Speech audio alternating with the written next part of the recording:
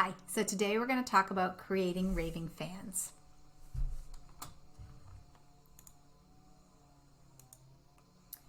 The important thing to remember when we get started is that every remodeling project is an emotional roller coaster for homeowners. There are going to be highs and there are going to be lows. And typically we see similar highs and similar lows in the same spots as we go along. So the more projects you do, the better you're going to be able to get at understanding where to expect homeowners to become frustrated and angry, and where you'll notice that they're always happy and things are going well.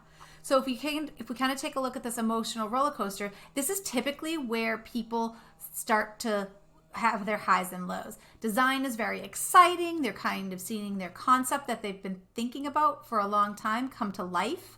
And then there's a dip as we work on the real drawings and the final pricing and that kind of stuff. And then when they see those real drawings, they get excited again. But then we have, again, time where we're finalizing pricing and getting the contract together, and people get scared. They are excited to sign their contract, but they also get nervous. They've got that little buyer's remorse afterwards.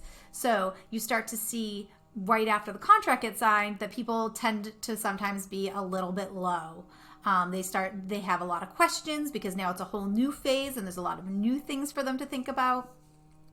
So what we need to do is we need to be communicating what's happening during that, from the time they sign their contract to the time we're really ready to get started. We need to let them know that permitting is in process, what we're doing to order things, that we don't have any new information yet, that we're waiting for information.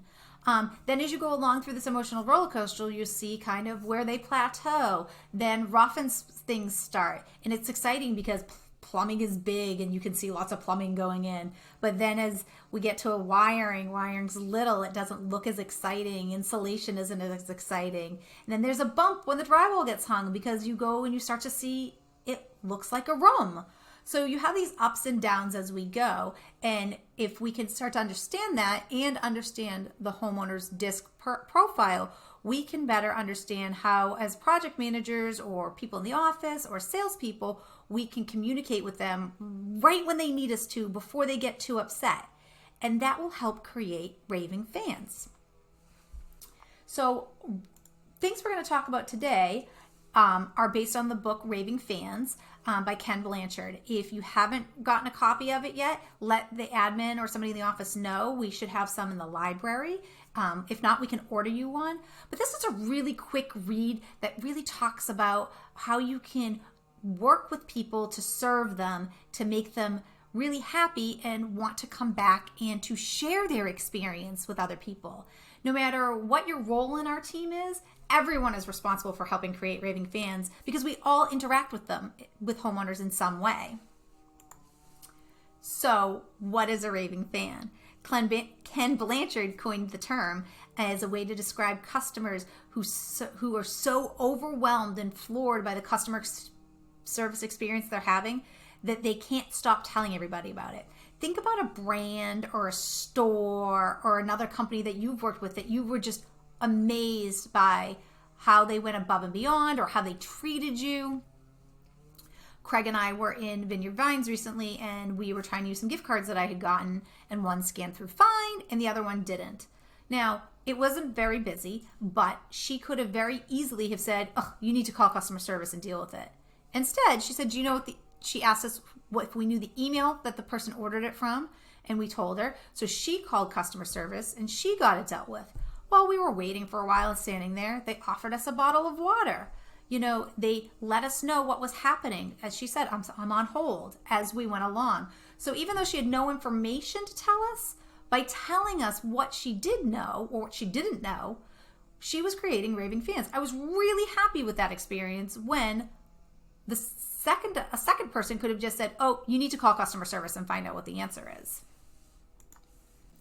So how you work with homeowners will directly determine their loyalty to our Almar brand. Doesn't matter who you are, whether you're answering the phone, whether you're doing billing, whether you're the project manager, whether you're just somebody jumping in to help. You ultimately are responsible for how they will view us. So when we think about the loyalty ladder, we think about, the very bottom, prospects, people who have heard of us, people who may buy from us. Then we've got our customers, those people who've bought from us once. If they become a client, when they come back to us. Supporters tell people, they send us some referrals. But raving fans really tell everybody they know. They engage with us on social media. They review us. They share their experience. They come back to us again and again. And they encourage everybody they know to come back to us again and again. So again, how raving fans act. They share our products on social media. They share Almar. They share their story. They recommend us to friends and coworkers and families. They always stick with our brand when they need something. We're their first call. Those are the greatest clients to have. And they're the most fun homeowners to work with. They can't help but tell other people about us, and with genuine enthusiasm and excitement. On the flip side, we can create bad raving fans. These are people who are our enemies. They are leaving negative reviews.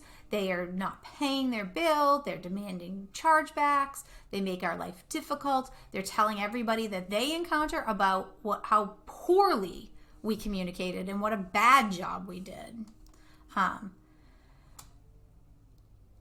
We've created those people by not delivering on the experience that will keep them happy, by not delivering on the experience that we're presenting that they should be having, by having bad communication and poor communication, by not setting good expectations, by having bad scheduling and lags in the project, not getting things ordered when they're supposed to be ordered so that they're here in time, and not knowing what those lead times are, making errors and misordering things, ordering the wrong door panel or the wrong hardware or the wrong grids in a window that then will delay the project. Not cleaning up after ourselves, having messy yards and workspaces. That's one of the biggest things that annoys people.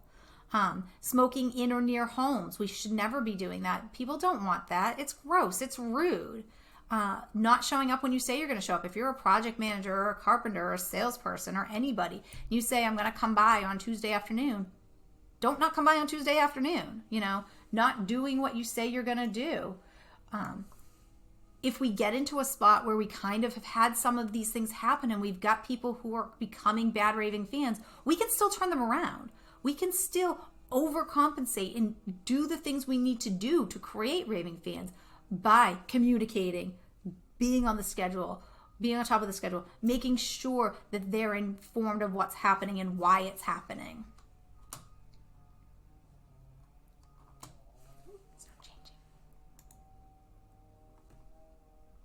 There we go.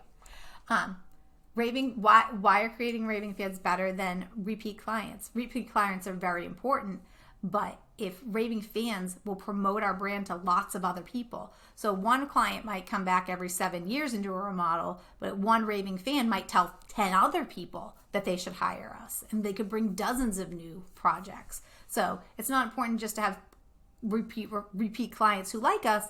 We've got to make them raving fans about us. And you need to know and embody our core values to do that. So our team's core values include community. We treat other people with respect, how we want to be treated. Leadership. We educate others and help them grow and give good advice, whether that's the homeowner, whether that's our other teammates, our trade partners. We want to always be helping people get better. We do this all the time. Homeowners don't. They don't know what they don't know. It's our job to lead them and to teach them. Communication, give clear and concise information. Let them know what to expect, how to get there, what you're working on, why you're working on it. And integrity, we always want to try and do the right thing. It's just being a good person. So, a good way to create raving fans, besides over communicating, is to get to know them as people. This is a very personal process for a lot of people. We are in their homes. We know a lot about their habits, things that some of their family members might not know. So it's important to find out more about them. What do they want from us? Why do they want us? Why did they choose us? Why are we the ones that they chose to work with and they want us in their house? What do they do for work? What's everybody's names and use their names? Why is this project important to them? and help reiterate why we're doing this project for them, how nice it's going to be at the end, how it's going to improve their lives. You need to know how best to communicate with them. If you're a texting person, but they need to call on the phone, you're not going to create a raving fan by continuing to text them. So if you can find out what the best way to communicate with them is and do that, then you'll help create raving fans because you're modifying to their needs and their expectations. Do you know that they have a birthday or an anniversary coming up? Make sure that you let the office know so we can recognize it and send a card or send an email. Do they have a dog? Does it like treats? Pets are very personal and very good way to connect with people. And what do they like to do for fun? As you start to get to know your homeowners and the important dates, put it into Build-A-Trend so the rest of the team could know, so that as we are all interacting with them, we all have that information and we can all help build up the raving fan. Again, we do this all the time. Our homeowners and clients don't. So we need to advise them, and rather than dictate them to them. We need to help them alleviate their pain point. They're coming to us because something isn't nice, something isn't working, something isn't functional. It's a pain in their life. So we need to take on the role of compassionate authoritarian. They are looking to us to guide them, to advise them, to reassure them that this is the right thing to be doing. And we need to make sure that they always know what's going to happen next and what everything means. We use words every day that the regular person doesn't interact with. So we need to explain to them or find out if they know what it means. If we're talking about the fascia or the trim, they might not know what that is. So it's always important not to talk over their heads and to communicate and lead. And to connect the dots, give them a plan to help them make logical and obvious next steps. Let them know what, we might tell them that the flooring is going to happen in 2 weeks, but what does that mean for them? That means you need to make sure the room is clear. That means you might need to make sure that you have plans to be out of the house in 2 weeks. We need to help them connect those dots. We talked about in another PowerPoint about just because you've said it doesn't mean they've heard it and doesn't mean they understand it. So we always need to be reiterating what we've said, how we've said it, and then try and get clarification that they understood it. And we've got to start delivering more than we promise. Never tell a homeowner you're going to do something and then not do it. Don't not follow up. Show up when you say you're going to show up. Call them back when you say you're going to call them back. Follow up with an email when you talk to them in person. Because again, just because you've said it doesn't mean they've heard it and doesn't mean they've understood it.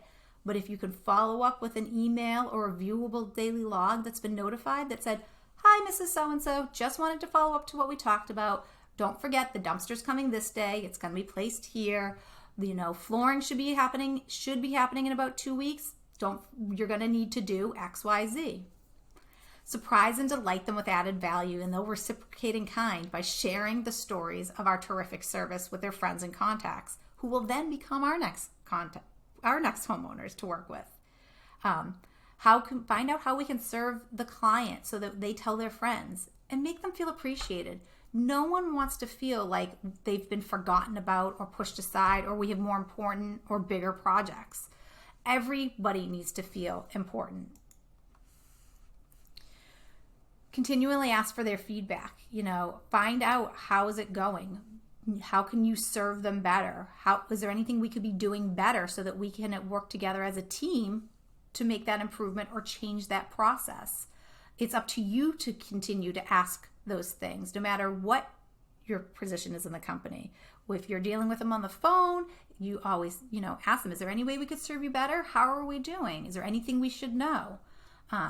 Ask your homeowners what they need to become a raving fan. You'll know.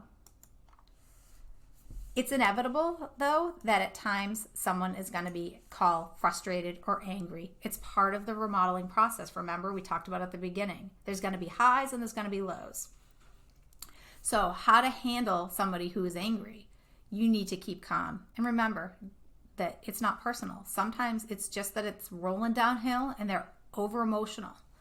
Acknowledge that they're angry or frustrated very quickly. Sometimes that's all people need to hear. And make it clear that you're concerned and that you want to help them. Thank them for bringing the issue to your attention. It's, again, we go back to that please and thank you, please and thank you. And don't hurry them along. Sometimes just being heard makes them feel better. It's also good once they've kind of gone through to ask them clarifying questions. So, I want to make sure I really understand what's going on so that I can get this to the right person or I can find the right answer. Reiterate what you heard the problem to be. I think I heard you say that the window's not in the right place, or I think I heard you say you wanted black and not blue. So is that what you said? I want to make sure I get this right so I can help you. Get them talking about some solutions if they have any ideas. And if it's up to you, try to talk out a solution that you can agree on. Agree on a schedule for the action item, whether it's making a solution or getting someone to call them back or getting somebody to come out, and be sincere. If it's not a problem that you can help with, let them know that, it's a high priority and that what you're going to do for your next steps. People get mostly angry when they don't feel heard and they don't feel valued. And so how handling this person is really to get them to be heard. There are times though that they need help calming down. And sometimes we need to help de-escalate people. So again, it's important that you remain calm and don't get frustrated and that you don't take it personally. At the end of the day, this isn't a personal attack on you. There's been a system failure. Somebody has made a human error. What we do is really human. We're not producing widgets, and until we get into it, it's very theoretical sometimes. Sometimes plans don't lay out exactly. We're not building new houses. We're trying to add on or change or create around with the structures we already have. So try not to take it personally. And again, listen to what they have to say. Try to apologize and for what has upset them and thank them for bringing it to your attention. And again, repeat the information they gave you. I think I heard you say, if you can, resist the urge to put them on hold. And if you have to, try and do it for a short period of time. If you're somebody who can make a decision about remedying it, make the offer. Say, here's what I think we could do. Here's what I think we should do. But don't make promises you can't keep. Even if you can't be the person to try and resolve the issue, let them know. This isn't something I have the power to do. I would love to have Mark get back in touch with you, have Tom call you, XYZ. Would that be okay with you? And act quickly. Don't put a daily login and not follow up with anybody, or don't, reach out to whoever needs to be the next person, and give continuous feedback. Once you get off the phone, if it's on the phone, and you've said, I'll have Joe Schmo call you. You send them an email, reiterate, thank you again for calling us and bringing XYZ to our attention. I appreciate that you let us know as quickly as possible. As I said on the phone, I'm going to have Bob give you a call and to see what we can do next. And then just keep following up until you know that it's been resolved. Once you've given Bob the message and Bob's giving him a call back, send an email and say, hi, I wanted to touch base again, just let you know that I gave Bob the message, he's planning to call you back, or he might have already called them, just that added touch that they haven't been forgotten.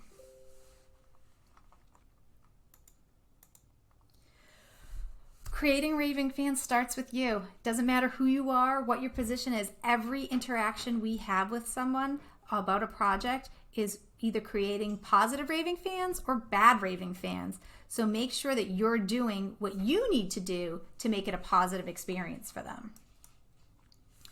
Now it's time to brainstorm. What can you do today to create a raving fan? Think about it, make some notes, jot it down, try and take a step forward. And if there's anything you think we should add to this program about creating raving fans, let us know and we can update it for next time. Thanks.